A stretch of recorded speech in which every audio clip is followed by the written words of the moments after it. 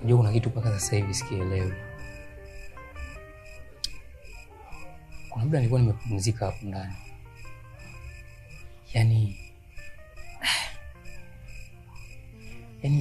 alitokea sibi nimuite mtu, sibi nimuite mchawi, sibi niite jini. Yaani sielewi hata nimweke katika kundi gani.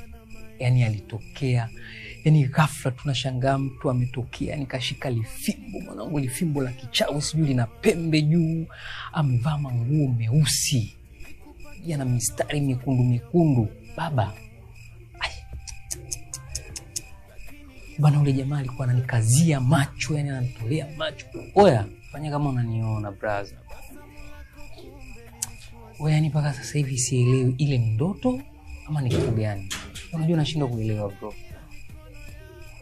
Sio ndoto hiyo mzee. Ninachokumbuka mimi nilikuwa na chat. Nimeshika simu.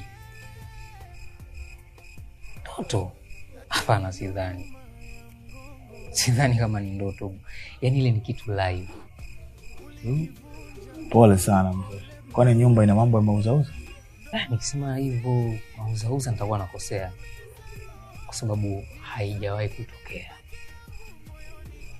Haijawahi kutokea.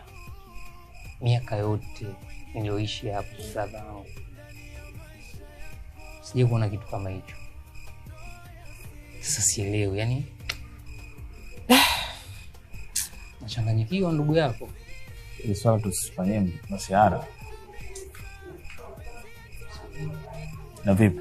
Safi ushamwambia? Sasa hivi hajarudi. Sio unajua ndugu yako, mzee wa peace. Hajarudi mpaka sasa hivi. Naogopa hata kuingia ndani.